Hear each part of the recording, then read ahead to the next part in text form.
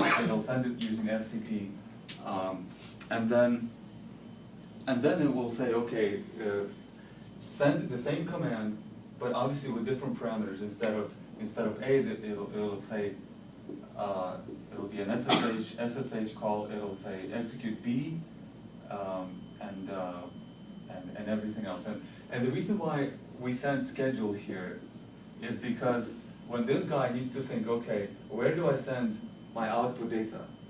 It needs to know the IP address of this guy, right?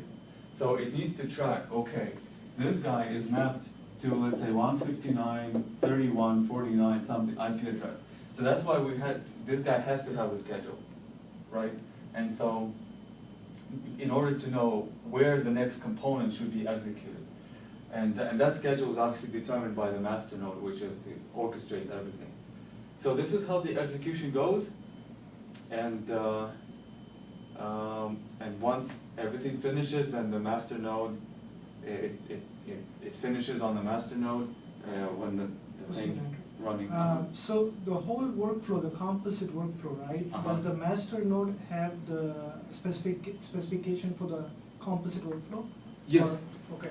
And then from the master node, it kind of knows that where to pass the data products, right?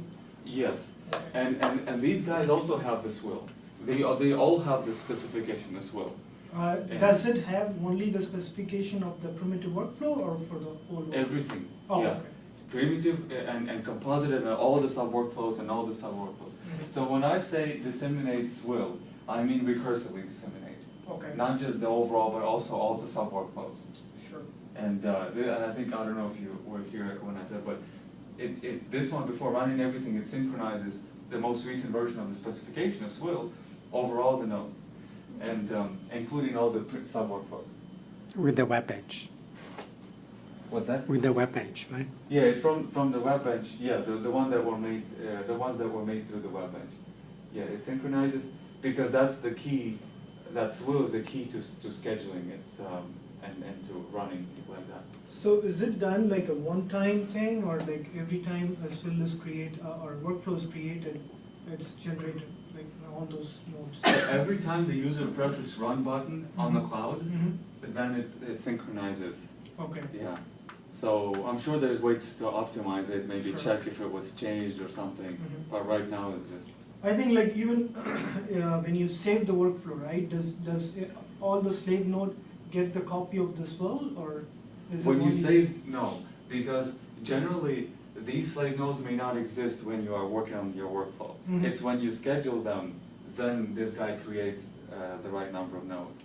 Okay, so those slave nodes are then not active at all, right? Yes. Only during the execution it becomes active. Right. So we only create them after he presses the run button, ideally. Right now, of course, I first go and create them separately, and then I press run. Yeah, sure. I mean, that's the idea, right? Yes. Okay, so is it safe to say then, those slave nodes or the resources, we are not wasting those resources? Yes. It's only on demand basis. Yes, exactly. Okay. And that's why this guy it's not a powerful virtual machine, because we don't want to pay for expensive virtual machines 24/7, because this guy's running 24/7.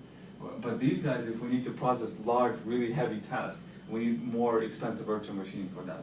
So and we want to just create it, run it, and delete it immediately. Right. Take our data and goodbye. We don't want to pay anymore. So. And then another question that I had, when you mentioned about giving the data product, consumer data product. So how does this, let's say this is slave A, right? And this one is a B. You mentioned that through the IP address, the communication, the data flows from A to B, right? Yes, correct. So that IP address, is it like bookkeeping somewhere in the master node? Do you bookkeep it? Very good question. Yes, we do bookkeeping, and maybe I can show you. Okay, I'll just say first how it's implemented, and then I'll show the ideas.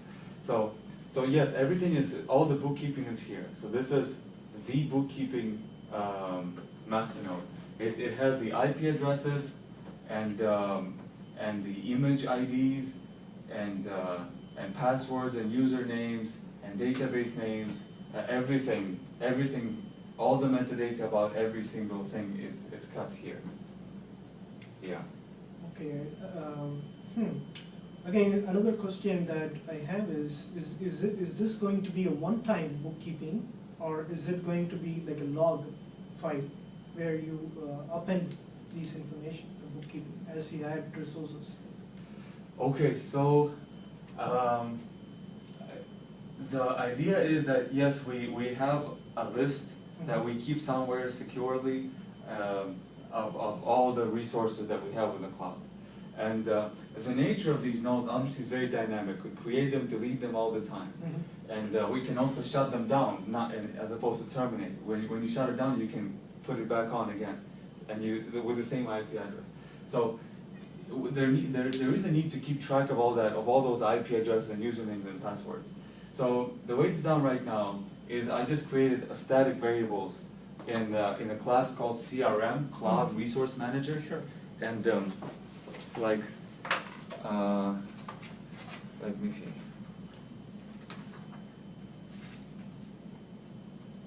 Let me see.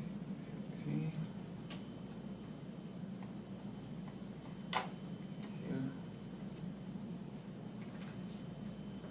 Okay, it's not here. Okay, so yeah, so log node IP is also very good. There's also one of these machines can be designated as a log machine, and just for additional logging purposes. And this Cloud Resource Manager class has a static variable log node IP, and then also array list of strings, list of VMIPs. And so all that bookkeeping is done in this class called Cloud Resource Manager, and it's very simple right now. But yeah, so bookkeeping is done there. So bookkeeping is done in a static variable, not in the database yet?